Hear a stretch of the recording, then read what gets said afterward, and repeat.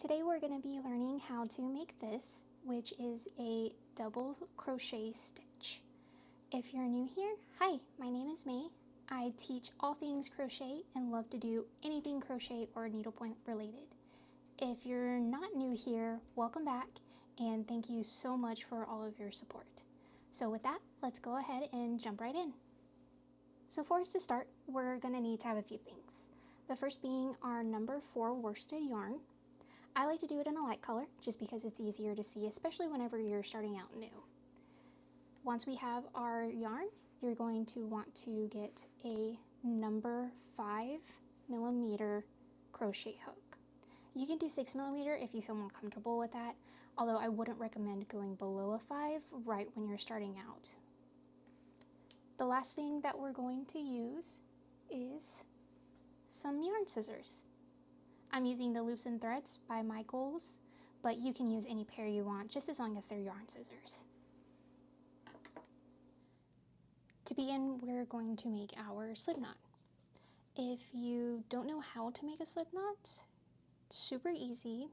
All you need to do is place the tail, this piece right here, behind your hand. Once you have it behind your hand, fold it around your index and middle finger, just like this, and hold on to it with your thumb. Now what you're going to do is you're going to grab this loop right here and pull through your fingers. Now take this hand, go through the loop, and grab onto that tail. Once you have that tail, go ahead and pull both sides just like so. And then you have your slip knot. With our slip knot made, let's go ahead and stick it onto our hook, tightening it by pulling on that shorter tail. You don't want it too tight, but you don't want it too loose. As long as you can slide it around super easy, and it doesn't stutter, then you're good to go. Now, as you can probably see, I wrap my yarn around my hand, and I do that just by taking my pinky, wrapping around the long tail, and then going behind all of my fingers, just like so. With our yarn wrapped around our finger, let's go ahead and begin our foundation chain. So the foundation chain, like it implies, is going to be the first starting point of our crochet. It's essentially the foundation. So to begin the foundation chain, all you need to do for double crochet is chain as many as you need. Say if the pattern calls for 50, you're going to do 50 chains plus 3. If you're not for sure how to chain, this is what we do first. We're going to do what's called a yarn over. So we stick our crochet hook behind the yarn. Or if you prefer, go ahead and take that index finger and wrap the yarn around the hook. Either way is going to get us to the yarn over that we need. Once you have your yarn over, you're going to twist downward, so that way our hook right here can grab onto this yarn piece right here. So twist downward and then pull through this loop right here. And that is our first chain. Let's go ahead and do that again. So yarn over, twist downward, and pull through the loop. One more time. Yarn over, twist downward, and pull through the loop. And right now we have 3 chains on our hook. We can tell this by the little V's that they form. So 1, 2, and 3 V's. This can be a little bit confusing at first, but don't worry, you'll get the hang of it sooner or later. So now I'm going to go ahead and I'm going to chain 20 because I don't really feel like chaining any more than that. So chain however many you like or need to if you're following a pattern, and once you get to the amount of chains you need to do, let's meet back here and we'll start to do the next step. So now I have my 20 chains that I've made, as you can see here. So with double crochet, what we need to do is we need to have the amount of chains that we need plus 3. So I'm going to go ahead and I'm going to chain those 3. So now we have a total of 23 chains. And the reason why we do this is because we're going to end up skipping the first few chains that are on here in order to give our double crochet enough room to basically grow into the pattern. Okay, let's go ahead and go into our chains now. So what we're going to do is we're going to skip the first 3 chains. So counting from the hook, this one is 1, this one is 2, and this one is 3. So we're going to skip all of those 3 and we're going to go into this one right here, the 4th chain. But before we do that, we have to yarn over. So again, to yarn over, you're going to put the hook behind the yarn, or take your index finger and put that yarn directly over the hook, just like so.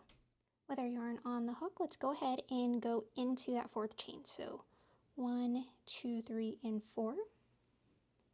Just going to go into there.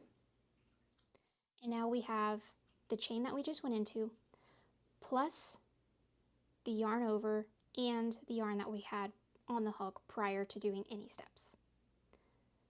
So what we're going to do is we're going to yarn over again, twist downward, and pull through 1 loop. Now we have 3 loops on the hook. We're going to yarn over again, twist downward, and pull through 2. And we yarn over 1 more time, twist downward, and pull through the last remaining 2 loops.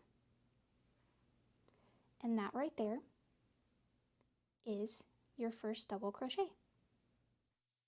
Now we just need to go into the next stitch. We can tell which stitch we've been into because it is bigger than the next one next to it.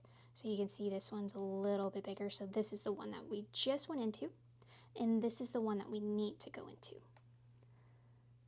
So again, we're going to yarn over and just insert a hook directly into that next stitch. Again, we have 3 loops. We're going to yarn over again, twist downward, and pull through 1. Yarn over, twist downward, and pull through 2. Yarn over 1 last time and pull through the last remaining 2 loops. Let's do that one more time. So yarn over, go into that next stitch, 3 loops on our hook, yarn over and twist down, pull through 1 loop, yarn over again and twist down, pull through 2 loops, yarn over, twist down, and pull through the last remaining 2. And we're going to keep doing this all the way until the end, until we get to our very last stitch. So why don't you go ahead and meet me back up once we get to this very last stitch right here.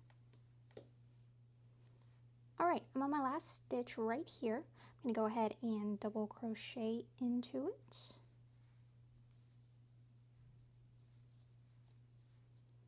Voila! We have our very first row of double crochets. So with double crochet, the next step is a little bit different than what single crochet is, and I'll show you the reason why. But like single crochet, we have to form some chains to get to the next row.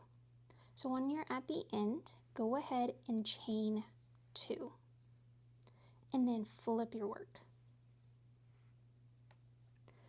Now we're going to skip this first one right here, this first stitch, and we're going to go under this stitch right here. And what I mean by that is if you turn your work, you can see that there's a top and a bottom stitch right here. We want to go underneath both of them. So going into this hole right here is going to accomplish that. So like we did in the first one, we need to yarn over first, Then go into the second one. Skip the first one, go into the second one. Yarn over again, yarn over, yarn over, yarn over, go into the next stitch, yarn over, yarn over, and yarn over. And we're going to continue that all the way until we get to the very end, this last stitch, which is going to be right here. And I'll show you what we need to do next before we do the next row. So meet back up with me once you get all the way until this last stitch. I've just completed my second row besides the last stitch, so I'm going to go ahead and double crochet into that real quick.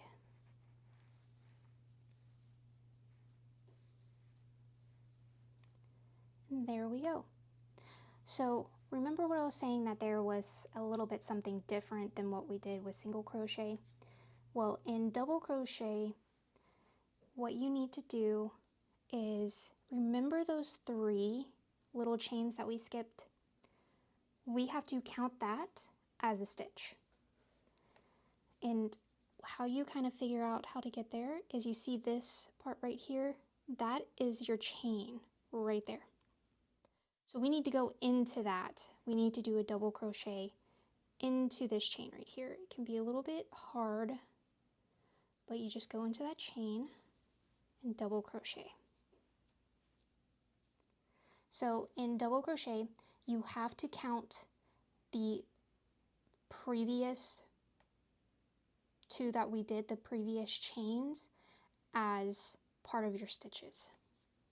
So let's go on to the next row, and that'll give you a little bit better of a look. So chain 2, flip, and again you're going to skip this first one right here. You don't want to chain into that one, you want to chain into the second one. Chain all the way until we get to the very last chain. We're on our last little stitch right here before we get to our chains. So let's just double crochet into that last stitch. And like we did in the previous row, we have to count that chain 2 as one of our stitches. So basically the chain 2 that you do before you go into your next row, you're going to count that as part of your stitches in the row after. I know it may sound a little confusing, but just remember when you get to here and you see this little bump right there, you have to chain into this. Or sorry, not chain, you have to stitch into it. And it can be a little bit difficult at first.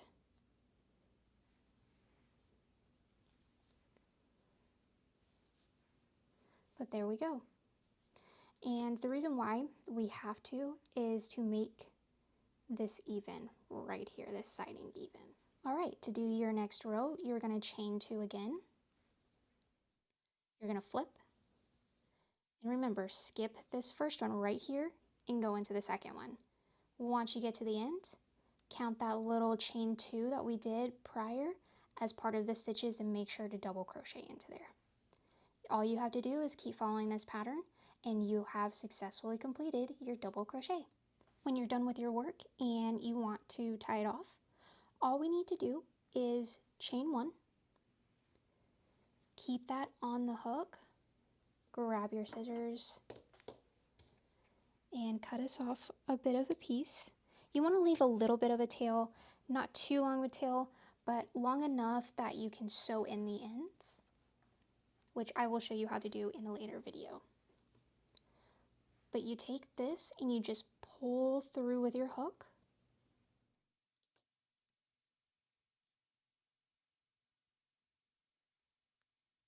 And just tighten that knot right there. And you see it makes a little knot right there. And you have fastened off your work.